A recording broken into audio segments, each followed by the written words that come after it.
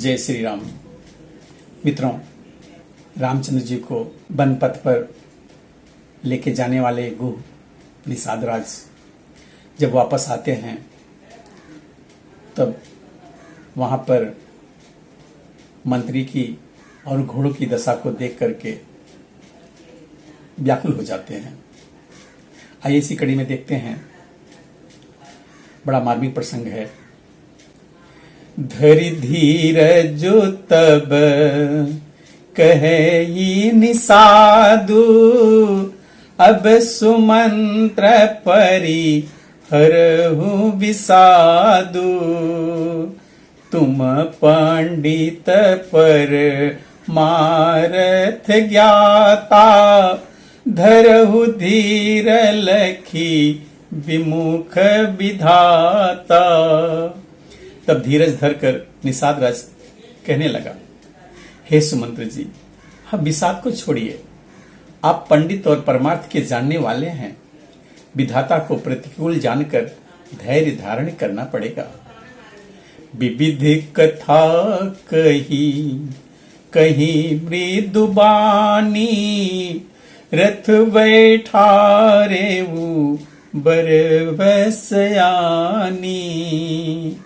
शोक शिथिल रथु सकई नहा की, रघुवर बिरह पीर बाकी। कोमल वाणी से भांति भांति की कथाएं कहकर निषाद ने जबरदस्ती लाकर सुमंत को रथ पर बैठाया, परंतु शोक के मारे वह इतने शिथिल हो गए कि रथ को हाँक नहीं सकते। उनके हृदय में श्री रामचंद्र जी के विरह की बड़ी तीव्र वेदना है। चर फराही मग चले ही न घोरे, बन मृग मन हूँ आनी रथ जोरे। अड़ु की परही फिरी है रही पीछे, राम वियोगी बिकल दुख तीछे। घोड़े तड़फड़ाते हैं और ठीक रास्ते पर नहीं चलते, मानो जंगली पशु लाकर रथ में जोत दिए गए हों। वैसी रामचंद्र जी के वियोगी घोड़े कभी ठोकर खाकर गिर पड़ते हैं, कभी घूमकर पीछे की ओर देखने लगते हैं। वह तीक्ष्ण दुख से व्याकुल हैं। जो कह राम लखन वय देही, हिकरी हित हेरहि तेहि। बाजी बिरह गति कही की मिजाती, बिनु मनि फनिक बिकल जेहि भाती। जो कोई राम लक्ष्मण या जानकी का नाम ले लेता है, घोड़े हिकर हिकर कर उसकी ओर प्यार से देखने लगते हैं। घोड़ों की वीर दशा कैसे कही जा सकती? वह ऐसे व्याकुल है जैसे मणि बिना सांप व्याकुल हो जाता है। भयहु निषाद विवाद वस, देखत सचिव तुरंग। बोली सुसेवक चारि तब, दिए सारथी संग। मंत्री और घोड़ों की दशा देखकर निषाद राज विषाद के वश हो गया। तब उसने अपने 4 उत्तम सेवक बुलाकर सारथी के साथ कर दिए। गुह सारथी फिरे वो पहुंचाई, बिरहु विषाद बरन नहीं जाई। चले अवध लेई रथ ही निषादा, होई छनहि छन मगन विषादा। निषाद राज को सारथी सुमंत्र जी को पहुंचाकर विदा करके लौटा। उसके विरह और दुख का वर्णन क्या ही करें। जो चारों निषाद रथ लेकर वध को चले, सुमंत्र और घोड़ों को देख देख कर वे भी क्षण क्षण में भर में विषाद में डूबे जाते थे। सोच सुमंत्र बिकल दुख दीना, धिग जीवन रघु वीर विहीना। रहीन अंत हूँ अधम शरीरू, जसु न लहे वो बिछो रतर घुवीरू। व्याकुल और दुख से दीन हुए सुमंत्र जी सोचते हैं कि श्री रघुवर के बिना जीने को धिक्कार है। आखिर यह अधम शरीर रहेगा तो है ही नहीं। अभी श्री रामचंद्र जी के बिछुड़ते ही छोड़कर इसने यश नहीं क्यों ले लिया। भये अजस यघ भाजन प्राणा, कवन हेतु नहीं करत पयाना। अह मंद मनु अवसर चूका, अजहु न हृदय होत दुई टूका। ये प्राण अबजस और पाप के भांडे हो गए। अब ये किस कारण कुछ नहीं करते, निकलते नहीं। हाय नीच मन, बड़ा अच्छा मौका चूक गया। अब भी तो हृदय के दो टुकड़े नहीं हो जाते।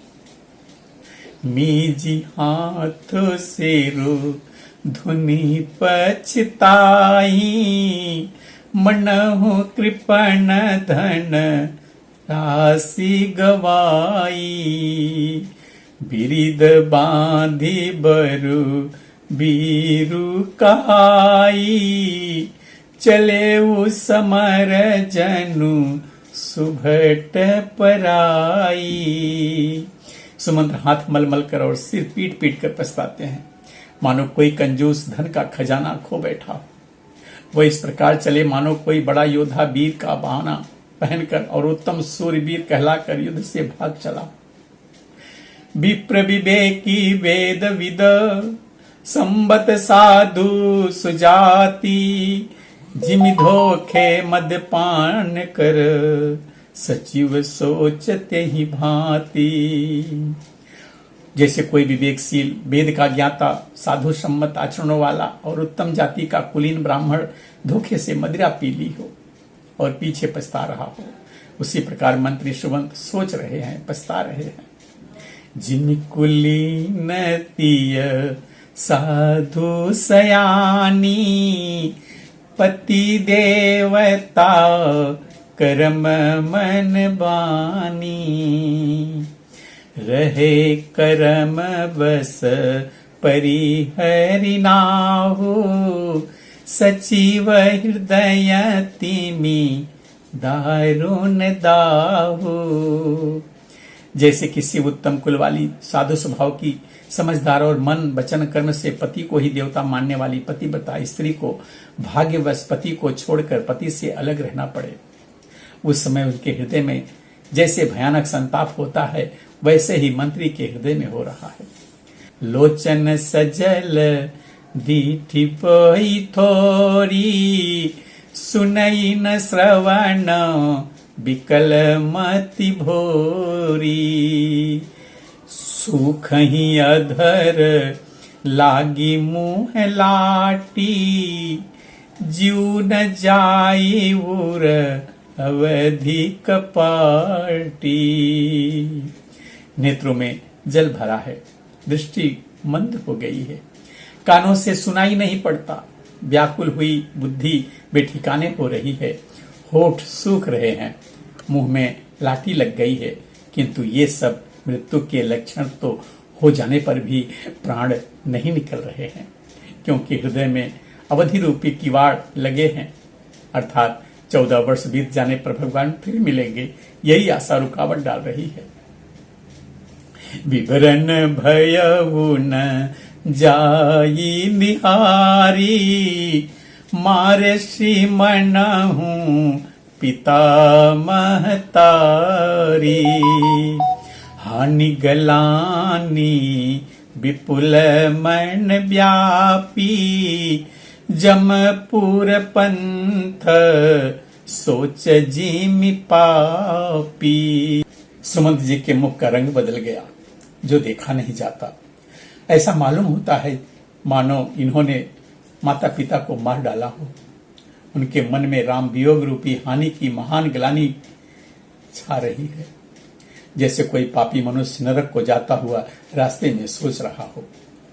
बचनु नयाव हृदय पछिताई, अवध काह मई देखब जाई। राम रही तरथ देखी है जोई, सकुचि मोही बिलोकत सोई। मुख से वचन नहीं निकलते, हृदय में पछताते हैं कि मैं अयोध्या में जाकर क्या देखूंगा। श्री रामचंद्र जी ने शून्य रथ को जो देखेगा, रामचंद्र जी से शून्य रथ को जो देखेगा वही मुझे देखने में संकोच करेगा, अर्थात मेरा मुंह नहीं देखना चाहेगा। भाई पूछी है मोहि जब, बिकल नगर नर नारी, उतर देव मैं सब ही तब, हृदय वज्र बैठारी। नगर के लोग व्याकुल सारे स्त्री पुरुष जब दौड़कर मुझसे पूछेंगे तब मैं हृदय पर वज्र रखकर सबको उत्तर दूंगा। मित्रों, अब आगे की कथा हम अगले वीडियो में देखेंगे। तब तक के लिए जय श्री राम।